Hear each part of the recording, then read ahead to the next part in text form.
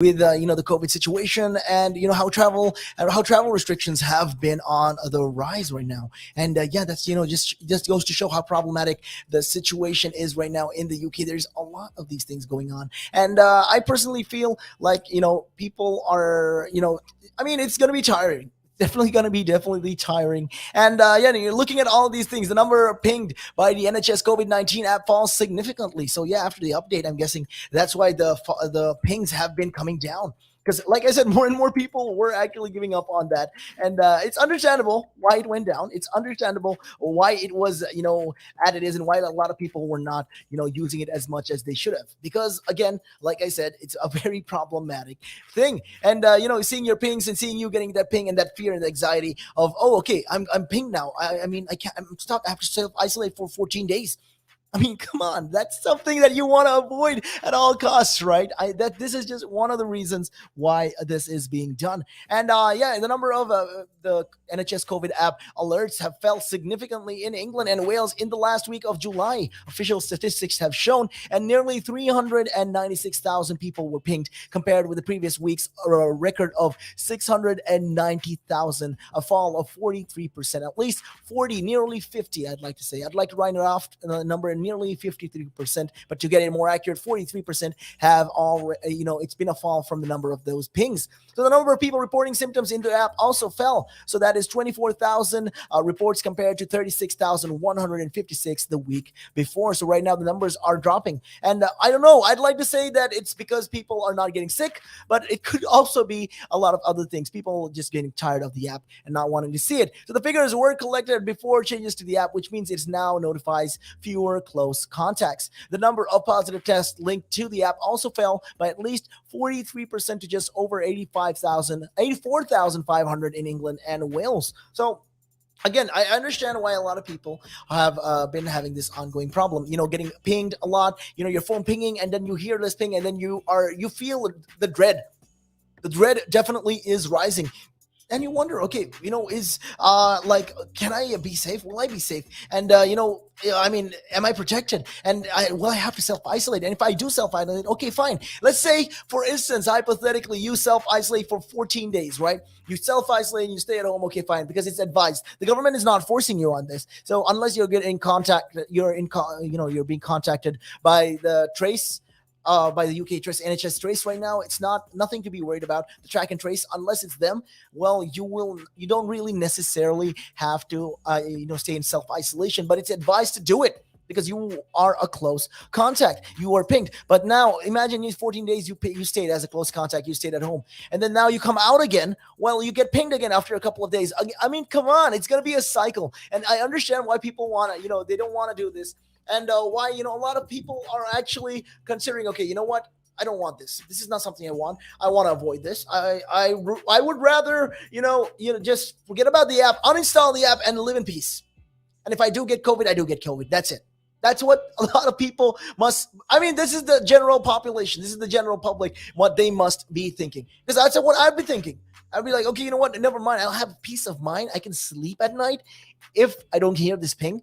So you can see why a lot of people have been, giving up on the app with that regards. So, like I said, there's been a drop in the number of pings compared right now. So this is a fall from the previous week, but it's still well above the level seen in May when it was just over 1.1 isolation alerts for every reported case. So the pings are sent to people who have been using the app and have spent at least close enough time to another person with it. And if that person later tests positives for the COVID-19, well, and they can enter their results into the app. So that's when you can get pinged. So there's been fewer contacts so far. There's been less and less people getting contracting the virus, I'd like to say. And the big fall in the alerts also doesn't include the impact of changes to the app. So that is intended, to reduce the number of contacts and advise to self-isolate following a close contact with a positive case. And, that's, again, we have to consider all of these things. Think of it from that point of view, that aspect, right? More and more people are getting vaccinated.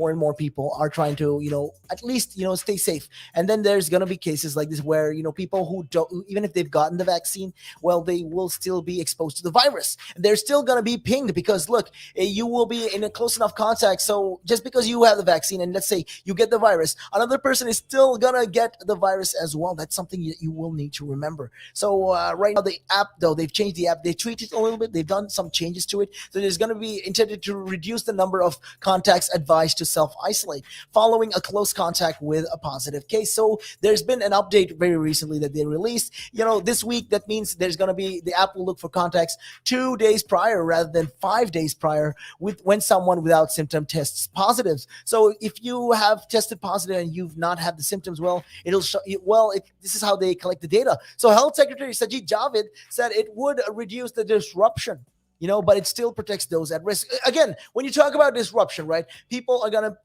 for the workforce, if you're being advised to self-isolate for so many number of days, like X number of days, well, a company can't really, it's already in its tethers is what I'd like to say. It's already at its edge and, it's already barely hanging by a thread. And then now you tell me 14 days I self-isolate. Fine, they give you that. Another 14 days you'll need to self-isolate. Come on, that's a problem right there. So these close contacts, they will have to implement a strategy with this regards. And I can see, that they are doing these tests.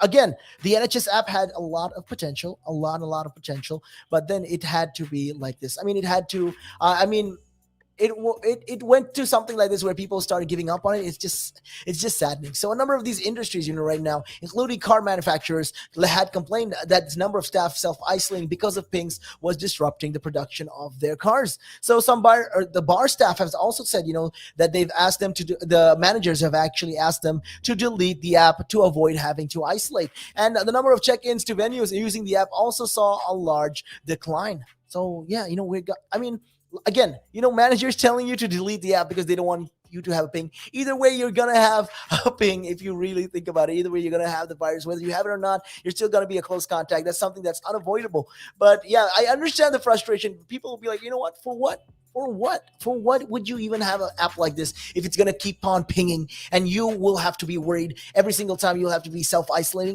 That's pointless. That's the whole point of lifting the restrictions. You guys tell me, 07852-473-473. But with that being said, we're going to be taking a real quick break and we will be right back after this.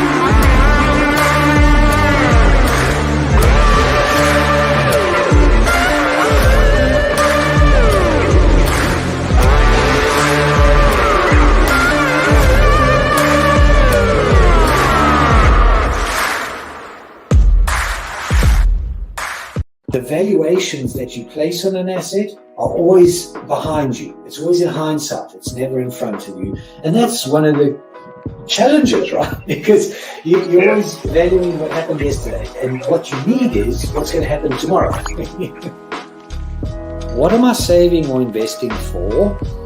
Why am I doing it? When will I need the money? And how much money do I need? Yeah. So that's quite important, because when you're looking at your net worth, you got to start with saying, well, what do I want my net worth to be? So that there's a goal, and then work backwards. How do I get there? And if I can start with £50 or $50 a week, if I save that every week, and you can go online and use calculators online. I don't have to teach you the maths behind it, but you can say, okay, and if I get a 3% return and I put this away for how long will it take to reach my goal? And that's called just this basic cash flow projection calculations. And it's what we use in financial planning all the time. What we say to clients is we say, okay, what is your goal? What is your objective? Where do you want to go to? And we discuss that in a lot of detail and over most of the meeting. And then the rest of it is saying, okay, in your exact circumstances, with your risk profile, with how you feel about investments and pensions and taxes and where you are and who you work with, and your education level or your lack of education or how involved you want to be. There's a lot of variables that we take into account, and then we say, okay, here's a plan. You start like this, that's great.